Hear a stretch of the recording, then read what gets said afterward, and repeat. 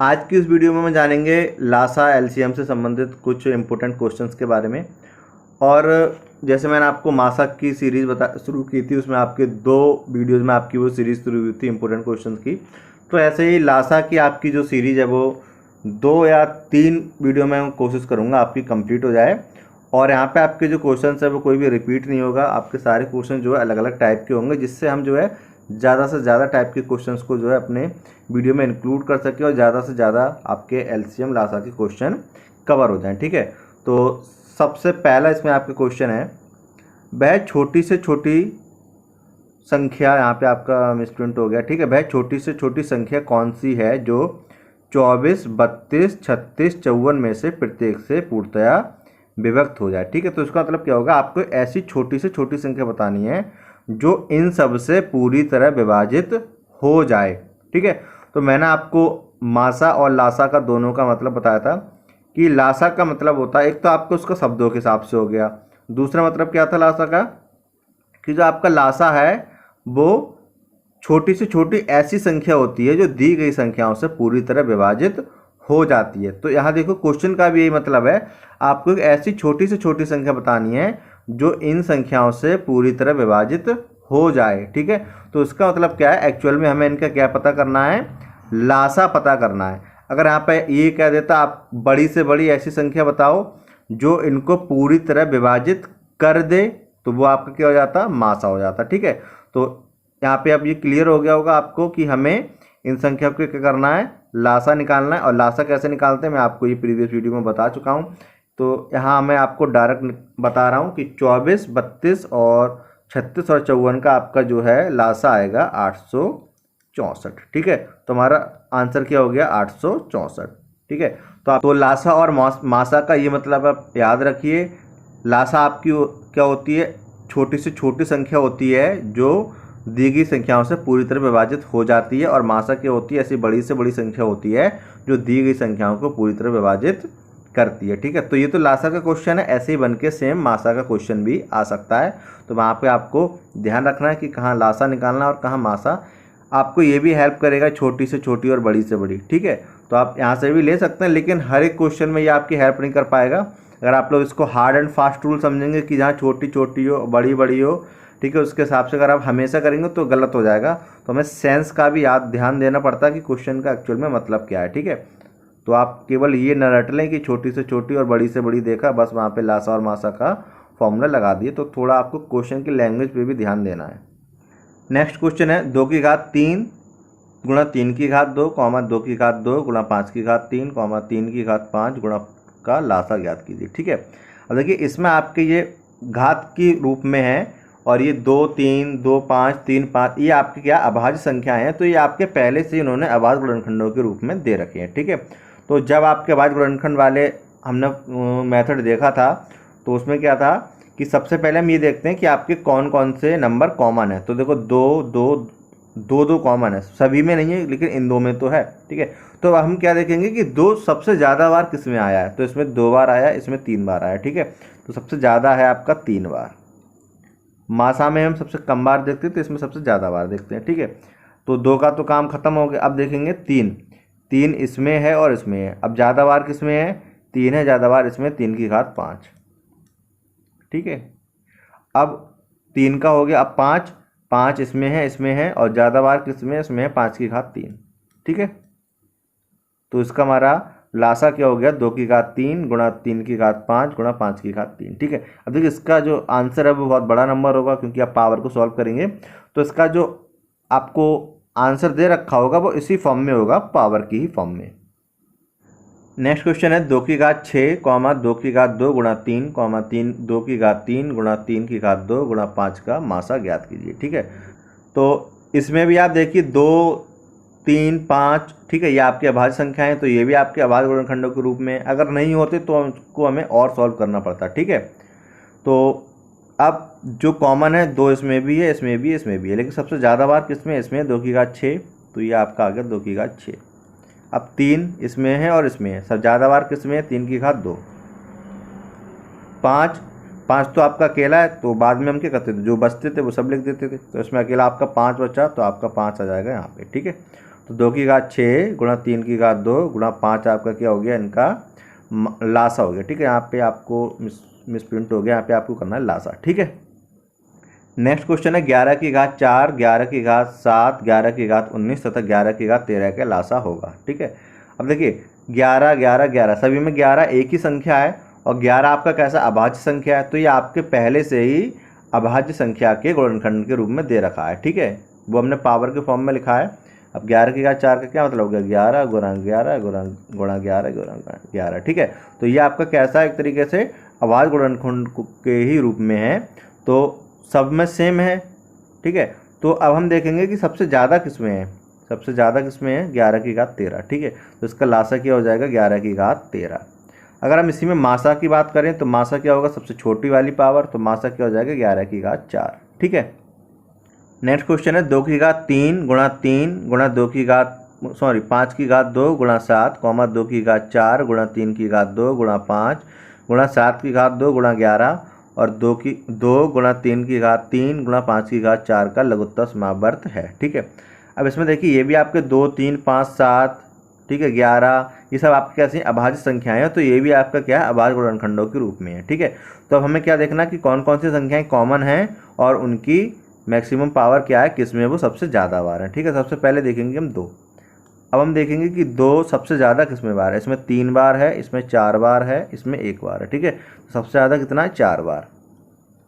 2 के अलावा कॉमन क्या है, 3। अब 3 सबसे ज़्यादा बार किसमें, इसमें 1 बार है। ठीक है, यहाँ पे कोई पावर नहीं होती, वहाँ पे आपका 1 होता है, तो इसमें 1 बार है, इसमें 2 बार है, इसमें 3 बार है। ठीक है, तो सबसे ज़्यादा बार है 3 बार। फिर 5 देखेंगे, इसमें 2 बार है, इसमें 1 बार है, इसमें 4 बार है। ठीक है, तो 5 की घात 4। अब 7 भी है, तो 7 इसमें 1 बार है, इसमें 2 बार है, तो 7 की घात 2। अब 7 हो गया, अब आपका अकेला बचा 11। ठीक है, तो हम लास्ट में क्या लिख देंगे, 11। तो आपका आंसर देखिए क्या हो जाएगा, 2 की घात 6, 3 की घात 3, 5 की घात 4, 7 की घात 2 गुणा 11, ये हो गया सी वाला आपका राइट आंसर है। अगर हम इसी का मासा निकालें तो मासा में हम केवल कॉमन देखेंगे और कॉमन में भी जो भी मिनिमम पावर होगी, सबसे कम पावर होगी वो। ठीक है, तो आपका सबसे पहले तो ये 2 कॉमन है। ठीक है, तीनों में। अब पावर सबसे कम कितनी है, इसमें 3 है, इसमें 4 है, इसमें होगी 1। ठीक है, तो 2 की पावर 1 है सबसे कम, मतलब केवल 2। फिर और कॉमन क्या है, इसमें 3 है, इसमें 3 है, इसमें भी 3 है। सबसे कम पावर किसमें, इसमें 1 है, इसमें 2 है और इसमें 3 है। तो सबसे कम पावर क्या है, 3। ठीक है, 1 है, सॉरी, तो 3 की घात 1 मतलब केवल 3 हो गया। ठीक है, फिर देखेंगे क्या कॉमन है, 5, इसमें भी है, इसमें भी है, इसमें भी है। सबसे कम पावर किसमें, इसमें 2 है, इसमें 1 होगी, इसमें 4 है। तो सबसे कम पावर कितनी है, 1 है। ठीक है, तो केवल 5 की घात 1 या केवल 5। ठीक है, तो ये क्या हो जाएगा, मासा। नेक्स्ट क्वेश्चन है a की घात 2, b की घात 4, c की घात 6, कॉमा b की घात 3, c की घात 8, a की घात 4 तथा a की घात 8, b की घात 6, c की घात 2 का महत्तम समावर्तक। यहाँ पे आप करेक्शन कर लेना, यहाँ पे आपका हो जाएगा लघुत्तम समावर्तक। ठीक है, करेक्शन हो जाएगा ये।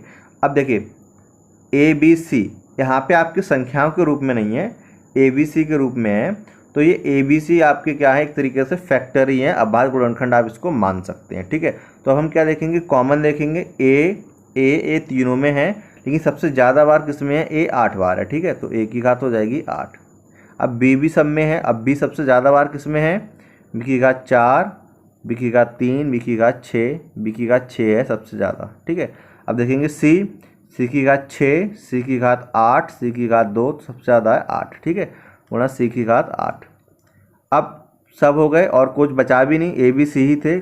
ठीक है, अगर कुछ बचता तो हम वो लास्ट में लिख देते। ठीक है, तो हमारा आंसर क्या हो जाएगा, लासा ए की घात 8, बी की घात 6, सी की घात 8। तो आपका राइट आंसर क्या है, सी वाला, ए की घात 8, बी की घात सी की घात 8। ठीक है, नेक्स्ट क्वेश्चन है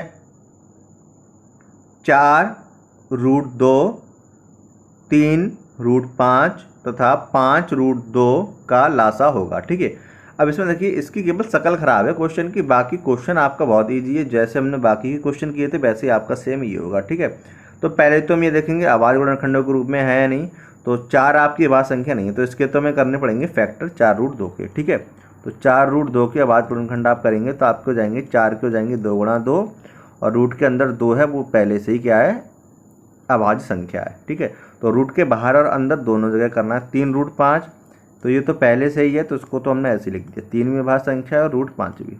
ठीक है, तो ये तो ऐसे ही आ जाएगा।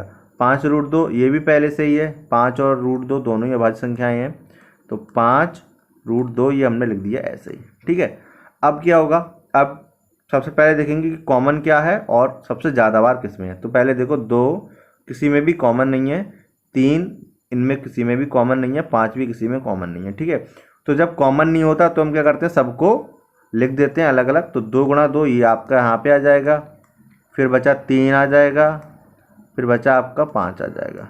ठीक है, सेम हम ब्रैकेट के अंदर रूट के अंदर की बात करेंगे। 2 तो आपका देखो इसमें कॉमन आ गया। ठीक है, और दोनों में ही 2 क्या एक बार है। ठीक है, तो 2 आपका आ जाएगा एक बार, बाकी आपका क्या बचा 5, वो आपका यहाँ पे आ जाएगा 5।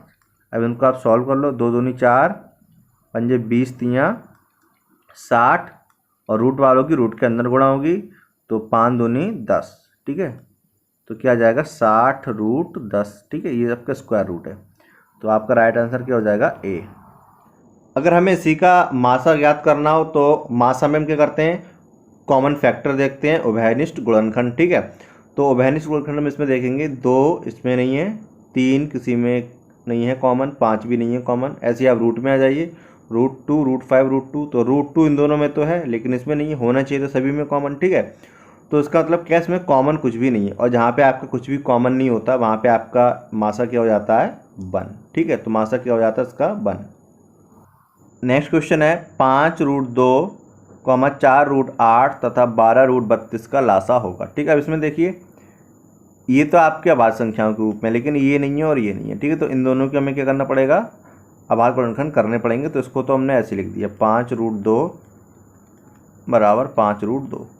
ठीक है, अब 4√8 के करेंगे तो ये हो जाएगा, 4 के तो हो जाएंगे 2 × 2, बाहर है उसका बाहर ही होगा, अंदर वालों का अंदर होगा। ठीक है, तो रूट के अंदर है 8, उसका हो जाएगा 2 × 2 × 2। ठीक है, 2 दूनी 4 दूनी 8। अब देखिए स्क्वायर रूट है। ठीक है, तो हमें इसका लेना है स्क्वायर रूट, तो पेयर बनाते हैं हम। ठीक है, वर्गमूल लेने के लिए, स्क्वायर रूट लेने के लिए, तो ये 2 2 का बन जाएगा पेयर, और ये 2 बार ना हो के अब एक ही बार बाहर आएगा। ठीक है, तो ये 2 × 2 पहले से हैं, और ये 2 अब सिंगल होके बाहर आ जाएगा, इसका हमने ले लिया वर्गमूल। ठीक है, अब ब्रैकेट के अंदर आपका क्या बचा, एक ही 2 बचा, तो ये आपका क्या हो जाएगा, 2 दूनी 4 दूनी 8 इसको हम मल्टीप्लाई नहीं करेंगे, ऐसे लिखेंगे। हाँ, ये इसको ऐसे लिखा रहना तो। ठीक है, 2 × 2 × 2 √2, इसको ऐसे लिखेंगे। अब आगे देखिए नेक्स्ट है 12√32, तो 12 के हो जाएंगे 2 × 2 × 3, और 32 के क्या हो जाएंगे 2 × 2 × 2 × 2 × 2। अब यहाँ भी वर्गमूल निकालेंगे पेयर बना के, तो इन दोनों का पेयर बनेगा और इन दोनों का, ये अकेला रह जाएगा। ठीक है, तो उसका क्या हो जाएगा, ये तो ऐसे लिखे जाएंगे 2 × 2 × 3, और ये एक एक बार बाहर आएंगे। ठीक है, तो इन दोनों से 1 2 ये बाहर आ जाएगा, और इन दोनों से 1 2 ये बाहर आ जाएगा, बाकी अंदर आपका बचा 1 2। ठीक है, अब हमें निकालना है लासा। तो देखिए कॉमन क्या है, 5 इसमें है और किसी में नहीं है। ठीक है, तो पहले हम कॉमन वाले देख लेते हैं। 2 कॉमन है, अब 2 सबसे ज़्यादा बार किस में है, इसमें 3 बार है और इसमें है 4 बार। ठीक है, तो आपका आ जाएगा 4 बार, तो 2 × 2 × 2 × 2। ठीक है, अब देखेंगे और कॉमन क्या है, और कुछ भी कॉमन नहीं है। ठीक है, तो बाकी जो बचा वो लिख लो, इसमें से बचा 5 और इसमें से बचा ये 3। अब सेम ब्रैकेट के अंदर स्क्वायर में अब हम देखेंगे 2 है इसमें 2 है और इसमें भी 2 है, मतलब सब में 2 2 है। ठीक है, तो कॉमन है और बराबर है, तो कम बढ़ का तो मतलब है नहीं, सब में एक ही एक बार है, तो एक बार हमने लिख दिया 2। अब इनकी कर दो मल्टीप्लाई, 2 दूनी 4 दूनी 8 दूनी 16 5 80 और 3 8 24, 240√2 आपके क्या हो जाएगा आंसर। तो आपका बी वाला राइट आंसर है।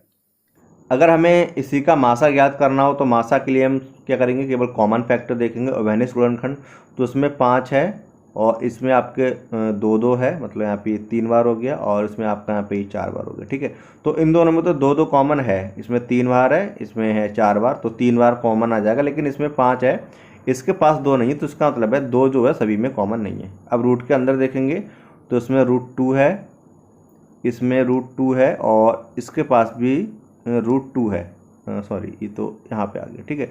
ये √2 है इसके पास और इसके पास है ये √2 और इसके पास है ये √2, ठीक है। इसका मतलब क्या है, √2 तीनों में है, ठीक है। तो इसका मतलब क्या है, केवल √2 ही इनके पास कॉमन है, तो इनका मासा क्या हो जाता, √2 ए वाला, ठीक है। नेक्स्ट क्वेश्चन है, दो सह अभाज्य संख्याओं का गुणनफल 117 है, इन संख्याओं का लासा क्या होगा, ठीक है। तो देखिए मैंने आपको एक फैक्ट वाली डायरेक्ट रिजल्ट वाली वीडियो अलग से बनाई थी, उसमें मैंने आपको बताया था कि अधिकतम लासा क्या हो सकता है, न्यूनतम लासा की क्या वैल्यू हो सकती है, दो सहअभाज्य संख्याओं का लासा क्या होता है, दो अभाज्य संख्याओं का क्या होता है, दो क्रमागत प्राकृतिक संख्याओं का क्या होता है, क्रमागत विषम संख्याओं का क्या होता है, ठीक है। तो उन्हीं फैक्ट्स का डायरेक्ट रिजल्ट का हम यहाँ पे यूज करेंगे। तो आपकी संख्याएं कैसी हैं, सहअभाज्य हैं, ठीक है। और मैंने आपको बताया था कि जो सहअभाज्य संख्याएं होती हैं उनका जो लासा होता है वो हमेशा संख्याओं के गुणनफल के बराबर होता है। तो लासा क्या होगा, संख्या के गुणनफल के बराबर, और संख्या का गुणनफल क्या दे रखा है, डायरेक्ट 117, ठीक है। तो इसका मतलब क्या, हमारा लासा भी क्या होगा, 117, 20 का राइट आंसर है। अगर यहाँ पे सहअभाज्य ना देखे, वो आपसे क्या देता कि क्रमागत प्राकृतिक संख्याएं हैं, तो भी सेम यही होता, और आपसे क्या देता कि विषम क्रमागत संख्याएं हैं, तब भी आपका यही होता। बस सम के केस में क्या होता है, संख्या का गुणनफल बटे 2, उसमें हम 2 से कर देते हैं भाग, ठीक है। वो मैं आपको बता चुका हूँ, वो वाली वीडियो देख लेना, उसमें आपको अच्छे से समझ में आ जाएगा। तो इसी से आपके अभाज्य वाला, विषम वाला, प्राकृतिक वाला और सम, अभी इसी से आपके 4 क्वेश्चन जो है और बन सकते हैं, और सबका जो है एक ही तरीके से होगा, बस सम वाला अलग हो जाता है। अगर हम सेम इसी क्वेश्चन में लासा की जगह अगर हम मासा करते हैं तो क्या हो जाएगा, मैंने आपको बता चुका हूँ मासा वाली वीडियो में कि सहअभाज्य संख्याओं का मासा हमेशा कितना होता है, 1 होता है, ठीक है। तो आपका ए राइट आंसर हो जाता है। अगला क्वेश्चन है, यदि p एक प्राकृतिक संख्या है तो p और p+1 का लासा क्या होगा। सेम ऐसा ही क्वेश्चन हमने मासा के लिए भी किया था। तो हमने क्या किया था, हमने कोई भी संख्या ले ली थी, ठीक है। तो p की वैल्यू आप कोई भी एक प्राकृतिक संख्या ले लो, जैसे कि आपने ले ली, मान लो 21 ले ली, ठीक है। तो p की वैल्यू आप अगर 21 लेंगे तो p+1 से ये आपका 21 + 1 से ये आपका हो जाएगा 22, ठीक है। और 21 और 22 आपकी कैसी संख्याएं हैं, दो क्रमागत कैसी संख्याएं हैं, दो क्रमागत प्राकृतिक संख्याएं हैं। और मैंने आपको बताया था कि क्रमागत प्राकृतिक संख्याओं का जो लासा होता है वो हमेशा संख्याओं के गुणनफल के बराबर होता है। तो संख्याएं क्या हैं, p और p+1। एक्चुअल में तो आपका p और p+1 ही दे रखा था ना क्वेश्चन में, तो आपकी संख्याएं हैं p और p+1। तो मासा क्या हो जाएगा, लासा क्या हो जाएगा, इनका गुणनफल, तो p गुणा p+1, ठीक है। तो गुणा का साइन आप हटा दीजिए, ब्रैकेट का मतलब भी गुणा ही होता है, तो p+1 हो जाएगा आपका आंसर। तो आपका डी क्या है, राइट आंसर है, ठीक है। इसी से आपके 2 क्वेश्चन और बन सकते हैं। उसमें आपका क्या हो जाएगा, यहाँ पे विषम प्राकृतिक है, ठीक है। तो विषम प्राकृतिक के केस में यहाँ पे +1 की जगह दे रखा होगा +2, ठीक है। +1 की जगह +2 दे रखा होगा, क्योंकि विषम संख्याओं में 2-2 का अंतर होता है, ठीक है। ऐसे सम में भी 2-2 का, ठीक है। तो उस केस में क्या हो जाएगा, विषम वाले में भी आपको बताया था कि संख्याओं के गुणनफल के बराबर होता है। तो यहाँ पे बस आपका 2 हो जाएगा। और यहाँ पे अगर वो आपका दे देगा कि एक सम प्राकृतिक संख्या है और यहाँ पे भी p+2 दे रखा होगा, ठीक है। तो उस केस में भी आपका क्या होगा, संख्याओं का गुणनफल बटे 2 और हो जाता है, तो p+1 बटे 2 आ जाएगा, ठीक है। एक 2 और आ जाता है डिवाइड में, ठीक है। बाकी अगर यहाँ पे आपका 1-1 करेगा तो फिर तो वो आपकी क्रमागत प्राकृतिक संख्या ही हो जाएंगी, तो फिर आपका वो p × p+1 ही रहेगा, ठीक है। संख्याओं का गुणनफल ही रहेगा, सम के केस में भी और विषम के केस में भी। अगर यहाँ पे 1 है तो, वैसे अगर सम और विषम का देगा तो यहाँ पे वो बदल देगा, 2 कर देगा, ठीक है। नेक्स्ट क्वेश्चन है, दो संख्याओं का अनुपात 7:8 है और उनका लघुत्तम समावर्त 280 है, संख्याओं का पता लगाएं। तो इसमें ये आपके ऑप्शन दे रखे हैं। सेम ऐसे हमने मासा का क्वेश्चन किया था, उसमें तो कुछ भी नहीं था, हमने डायरेक्ट जो भी मासा था उनकी अनुपात में जो आपका दे रखा था उनसे मल्टीप्लाई कर दी थी, हमारी संख्या आ गई थी। लेकिन यहाँ पे ये लासा का क्वेश्चन वैसे नहीं हो पाएगा। तो इसमें देखो, जब हम अनुपात वाला कॉन्सेप्ट पढ़ेंगे वहाँ पे हम पूरा ये पढ़ेंगे अनुपात का डिटेल में। यहाँ पे आप समझिए, जब भी आपको अनुपात में दे रखा हो तो उसकी जो संख्याएं हैं या कोई भी चीज़ है उसको आप वेरिएबल लेके मान सकते हैं। जैसे वेरिएबल का मतलब हो गया X Y Z A B C D alpha beta gamma, ये सब आपके वेरिएबल होते हैं, चर होते हैं, ठीक है। तो सेम यहाँ पे आपकी दो संख्याओं का अनुपात 7 और 8 है, तो मैं संख्याएं मान लूँगा 7x और 8x, ठीक है। आप कोई भी वेरिएबल ले सकते हैं x के अलावा A B C D alpha beta gamma L M N, ठीक है। चर आप कोई भी ले सकते हैं, मैंने ले लिया x। अब 7x और 8x आपका अनुपात ना होके वो संख्याएं हो चुकी हैं, तो पहली संख्या हो जाएगी 7x, दूसरी संख्या हो जाएगी 8x, ठीक है। अब आप इनका मासा निकालिए, सॉरी लासा ज्ञात कीजिए। जैसे हम लासा ज्ञात करते थे उसी तरीके से हम इनका लासा निकालेंगे। तो लासा ज्ञात करने के लिए क्या करेंगे, इनके करेंगे फैक्टर। तो 7x के फैक्टर क्या हो जाएंगे, 7 इंटू एक्स ही हो जाएंगे, ठीक है। जो वेरिएबल है वो ऐसे ही रहेगा साइड में, और 7 तो प्राइम नंबर है, अभाज्य संख्या है, वो ऐसी लिखी जाएगी। ऐसे 8x के फैक्टर क्या हो जाएंगे, 2 इंटू 2 इंटू 2, ये तो होगा 8 के फैक्टर, x है वो ऐसे लिखा जाएगा मल्टीप्लाई में, ठीक है। तो अब हमें इनका निकालना है मासा। तो मासा के लिए क्या करेंगे, कॉमन देखेंगे सबसे पहले। तो कॉमन क्या है, केवल x ही कॉमन है, ठीक है, और दोनों में एक ही एक बार है तो x आ गया। उसके बाद क्या करेंगे, अब और कुछ तो कॉमन है नहीं, उसके बाद अब जो भी बचे दोनों के वो सब लिख लेंगे, ठीक है। तो इसमें से तो आ जाएगा केवल 7, और इसमें से आ जाएंगे ये 2 गुणा 2 गुणा 2, ठीक है। तो इसको मल्टीप्लाई करके सॉल्व कर लो, 2 दूनी 4 दूनी 8 7 56, और ये जो x है वो यहाँ पे आ जाएगा, ठीक है। तो 56x आपका क्या आ गया, लासा आ गया। अब ये क्या है, हमारा लासा है, और 280 क्या दे रखा है, ये भी हमारा लासा है। अब ये भी लासा ये भी लासा, तो इसका मतलब दोनों बराबर होंगे, क्योंकि दोनों लासा हैं, और लासा की एक ही वैल्यू हो सकती है, अलग अलग तो हो नहीं सकता लासा, ठीक है। तो 56x इसका मतलब क्या है, 280 के होगा बराबर। तो अब यहाँ से निकालो x। ये जो है 56 इसके साथ में मल्टीप्लाई में है, और जब ये दूसरी साइड में भागेगा तो डिवाइड में पहुंच जाएगा, उल्टा हो जाता है, ठीक है। तो x इजिकल टू हो जाएगा 280 बटे 56, और 56 से जब आप 280 को भाग दोगे तो आपका आ जाएगा 5, ठीक है। अब हमने संख्याएं मानी थी 7x और 8x, ठीक है। तो आप इसमें 5 5 रख दो, तो 7 गुणा 5 और 8 गुणा 5। अब इनकी सॉल्व कर दो, 5 7 35 और 8 पंजे 40, सॉरी 40, ठीक है। तो आपकी संख्या क्या होगी, 35 और 40। तो देखो कौन सा आंसर आपका राइट है, बी वाला आपका क्या है, राइट आंसर है।